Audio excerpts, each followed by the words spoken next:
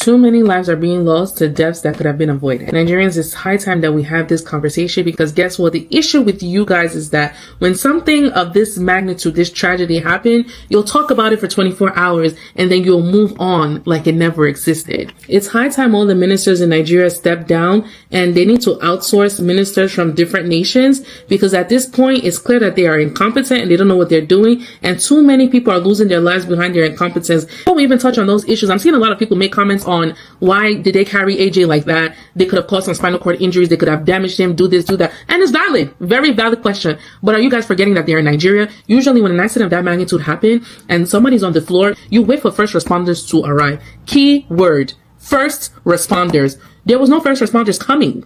There was no paramedics coming. They were at that scene for a long time. They were at the scene of the accident for a long time before they picked him up and put him in the truck to take him to the nearest hospital. For those who are saying, oh, first responders couldn't get there due to traffic, usually when you call first responders in a working nation, they will direct you what to do on the phone. As they are directing you, the first thing they will tell you is don't move the body.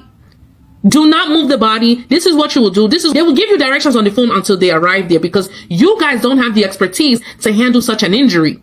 It is such a shame. Because again, usually in a working nation, when first responders come, they know how to handle his body, immobilize him, immobilize his neck, put him on the stretcher, put him in the ambulance, and carry him to the nearest hospital for him to receive professional care. But Nigeria doesn't have that. I said that Abiodun does not have any ambulance. And I want you people to understand that before I will come out and say something, I must have given such a person countless opportunities to prove himself.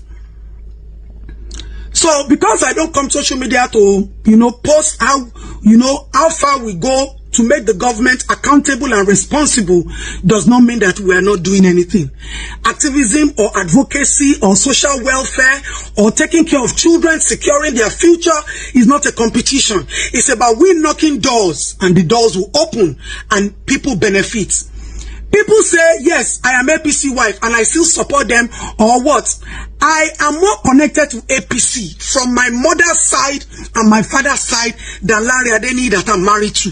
Larry Adeni, before I married him, worked with Lagos State about 10 years ago. So as at the time I married him, he was not even working for Lagos State anymore. But I have always used my connections to open doors for public benefit.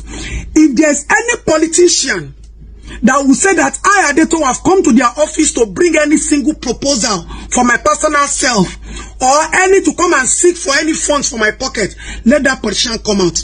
Dr. Abiodun, I have chatted you personally. Your wife and I were from the same hometown. You know my family. You stole my father's land. You sold my father's estates. So it's not as if you don't know me. So many times I will call that was wife. The woman will be in tears because she can't help. So many times we have needed ambulance, they never provided. There was a case we did where a girl was sexually molested and they still hit her with hammer. She was on the phone with me on video call. That hospital was on strike, Songo. There was no single doctor. I snapped the case file. I sent it to her. We were brainstorming. How do we help? Lagos State called me. We had to contact Lagos State. I insult Jide Sanwo-Olu more than any governor in this country. But you will call Jide Sanwo-Olu and Jide will still respond. We still fought a few days ago. But call him now, he will still respond because he respects that this is about our citizens and not personal issues. Governor sent a brand new ambulance. We lifted that child to save the girl's life. We had to move the child from Songo. And they were calling every second, Madam, sorry, we're in traffic. When it comes to police cases, we will report in police station. Once I call them, or once they see it on my page, they will reach out to me, and they will be waiting for me at the police station, buzzing me with phone call. Madam, we are here, we are waiting. That is a responsive governor. Omoni Oboli, what do you call her name? Bam Bam. I was abroad. They called me in the middle of the night that a woman wanted to commit suicide. I picked up my phone in the middle of the night. I called the PAM set. She picked up my phone. They sent police people there to rescue. That is what Adeton is. That is who I am. I want to be able to call anybody for public service and you respond. Not that you be feeling big. Even Asiwaju will insult him and he still responds. So who the hell are you, Dapo? Who the hell are you, Dapo Abiodun? Who the freaking hell are you? I put personal sentiments aside. And when we need to protect our children's life, anybody knows me, I don't joke with it. We went to Ikorodu, a girl was sexually molested. That place took us about 3 hours from Ikorodu to get there. That place was under Ogun State. That Abiodun's wife still went there. She's not doing this in the capacity of the wife of the governor. And the wife as a mother. Thank you. We call ourselves. We help ourselves. We support ourselves. That is our affiliation to the government. Okay? Oh yeah. Say bye-bye to mommy. So many cases. Ojo, how many cases have I called you? A child was beaten in school and the boy died. The students were telling me when I got there, very far place. They rolled the boy's body out. No single ambulance could help. The children there were telling me that if this was Lagos, they would have seen a number to call. Ojo, which day did you print this response call? How many cases? If I have not done cases in Ogun State this year, I have done about 700. And you are telling me that the governor has ambulance and they have never for once. What about the case of the child that was burnt?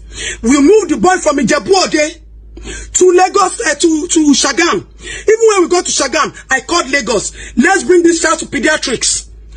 Bones and trauma. I have patients there. They were telling me that I should start bringing, regardless of the fact that it was Ogun State. Lagos is always willing to welcome me and the problems of these children. That is all I ask for, Dapo. If you cannot give me, we will fight to your grave. Attend to children. Education, health, social welfare, don't joke with me and it at all. Let me call, a phone call and there's a response. I am not calling you because I want to eat or I'm hungry, I want to buy gold. I am contented. My families are supporting your government. Let the whole world know. We have supported you more than anybody who supports you in this country. But when I'm asking for things for the public, or Biba Banda Yaeda, you must do it. If you don't do it, we will go, you can send me to jail. So, fellow citizens of Nigeria, I don't talk without evidence. So many, too many, that one will never respond. Education, even his commissioner of education, we had to fight before we became friends. And those ones now, they will say, madam, just call us. And there's another she'll tell me that she's not around, she's in America, but let us see what she can do. Social welfare, we went to rescue somebody along Badagry. You are sending Okada to come and lift the patient from Lagos to Badagry. That how can you be so heartless? How can you be so insensitive? For like a girlfriend, you people should not push me to open my mouth. I don't like to stir public anger. I know too much, I know so well, but I keep my mouth shut because my priority is for the government to do what is needful. Dapo, don't go far. More than 4 governors have called me this morning, and I've started to send them chats of when as far back as May, Uncle Teddy, I was reporting Dapo to you concerning ambulance. You said this is really disheartening. You were trying to get in. So many. All of you. If you want me to start letting these people know the battles and the wars that we fight, we will scatter this social media. But I believe that social media is for us to come get justice. The war, the battles that I fight, the sleepless night that I go through for people to benefit. And I may spill the milk. Trying to find our way to everybody asking for updates. So let's just keep it like this. Yeah. When I call you, when there is a case, people come to report me. People trust me to that level. I have gained public trust. The government knows. Asiwaju knows I will never tell a lie. So when I call you as any government official, make sure you respond before you close your eye and open it. I don't call you and you will neglect. Whatever position you are, I will ensure until you are demoted. I am that powerful in this country, but I don't gloat. And I respect people. I respect my people. Because we will fight today. I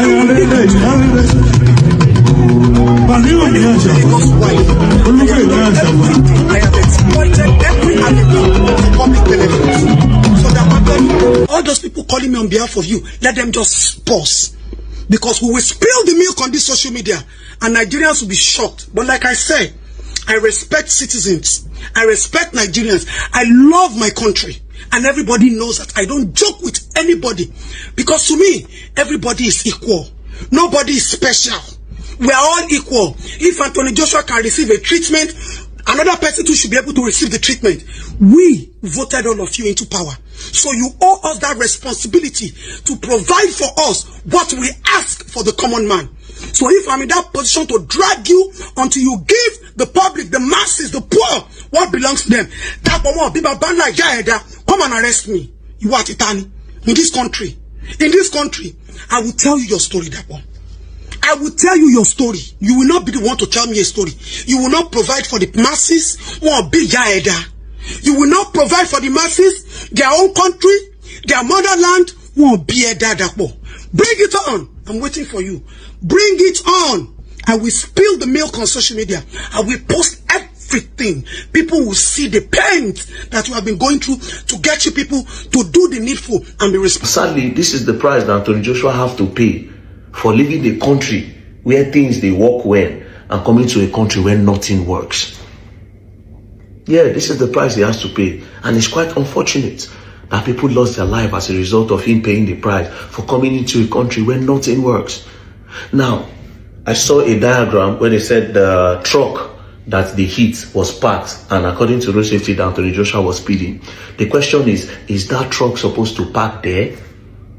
I mean, I wasn't there, but I'm going to talk about these truck drivers and the road laws in Nigeria. Is that truck supposed to be parked there? Especially in this festive period. Are trucks even supposed to be moving this festive period? No. If you go to advanced countries, this is not the time where truck moves unless you are carrying a perishable goods.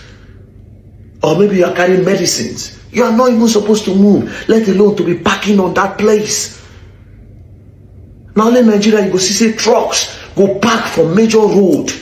Yo, that accident that just happened in Nigeria with Anthony Joshua is very suspicious, man. It's very suspicious. It's like they want the money back. It's like they want this man to be hurt. They want to do something to him. It looks suspicious. Because this guy walked out that fight with no scratch, not even a scrape, nothing. It looks like he didn't even fight. For 95 million, it looks like he didn't even fight. While Jake, on the other hand, walks out with a broken jaw in 2 places, missing tooth, fucked up. See, the fight was supposed to be scripted to the T. But somewhere along the line, someone fucked their contract up. And I think Jake did fuck his contract up by taunting and punching to knock Anthony out. I don't think he was supposed to be like that. You feel me? So somewhere around the line, Jake voided his contract because he couldn't keep it cool. You feel me? And Eddie Hearn, he knows a thing or two about contract. This is why Jake's mom don't like Eddie Hearn. He's saying, I don't like that guy. Because Eddie Hearn didn't go in that fight for money. Eddie Hearn already come from money. You feel me? So Anthony already have a upper hand. He's going in with someone who's not hungry for money, like Mike Tyson team. Mike Tyson team is going in that for money. And that's why Mike Tyson rolled with the script all the way to the end. Eddie Hearn knows a thing or two about contract. He knows when they got broken and he know what to do next. And that's why Anthony knocked Jake and broke his jaw. He didn't knock him out because he's a professional. He know what could knock Jake out. He could have knocked Jake out if he wanted to, but he didn't, because that would avoid the contract fully and he wouldn't get paid. That's what happened. And now they want it back in blood. They want it back. See, the black man was supposed to be humiliated, and that didn't happen. Anthony play along. Jake thought he was gonna humiliate him in that ring, and it didn't happen. See, the system don't like when a black man win and don't get hurt in while winning. Because Anthony Joshua walks out that fight with not even a bruise. They don't like that. He walks out that fight and he took Jake's soul with him. Jake was broken after that fight. Anthony Joshua, on the other hand, was stronger after that fight. They don't like that. So this accident that just happened is very suspicious. It's like it kind of feels like they want to hurt him. Like, oh, dare you walk out that fucking fight with no hurt, bro? I'm gonna hurt you. These fights aren't just a fight, they're symbolistic. Most of these fights are symbolistic, especially when it's against a white man and a black man. It's symbolistic. Most of these fights are symbolistic. And Anthony Joshua walks out that fight looking more happier than he did when he went in. They don't like that. That narrative doesn't look good. So of course they're going to try to hurt this man. So this is why I'm saying that accident looks very suspicious. That's all I'm saying. It looks suspicious. I'm not saying somebody did something, but it looks very suspicious. Welcome back to the channel. So you can't really blame those people that are attacking Nigeria's emergency response system. The incident, which tragically claimed the lives of 2 people that were with Anthony Joshua, who was even injured and unstable, is something a lot of people are talking about. And it's not just over the crash, but how authorities and first responders handle the aftermath. That's what matters. And it's obvious that these people failed, because early footages and eyewitnesses accounts from the scene, it did more than document the wreckage, because it shows the glaring systematic or systemic failures that Nigerians, ordinary citizens and commentators alike, they say illustrates how broken the country's emergency infrastructure has become. And according to the clips that have been circulating online, there was no ambulance or trained medical team immediately on site. Instead, authorities reportedly placed Anthony Joshua in a police pickup to transport him after the crash. And that's a practice that runs contrary to basic trauma response guidelines, which recommend stabilizing injured persons before moving them. This moment has become symbolic. A lot of people are talking about it. Anthony Joshua is someone we all know, who is one of the world's most recognizable athletes. He's a boxer, and he received ad hoc care that many say that is unthinkable in countries with functioning emergency system. A lot of people, this whole thing has been undergoing sentiments. Some people describe the absence of medical responders as deeply troubling, and they also raise their frustration over how lives are valued, both in perception and in policy. And we've heard what those people have to say. Even Very Dark Man, we can all hear. Everybody seems to be blaming Nigeria's system, and you can't blame these people, because it's not just one video. The reactions these people are getting is because of what we all see, and it's not nice, because Nigeria does not even have the basic facilities or what it takes, a first aid capacity among road safety and police force. They don't have it. And if you compare this thing from what a Very Dark Man was saying, if you compare this thing to what's happening in UK or other developed nations, where emergency services are expected to be on site and equipped within minutes of a serious collision, you know that the Nigeria system is not working. So all these things are part of the reasons why a lot of people have a lot to say about this whole thing. Well, what's your take on this? What do you think about Nigeria's emergency system? What do you have to say about it? Do let me know what you think in the comment section. And if today is your first time joining my channel, please don't forget to like, share and subscribe.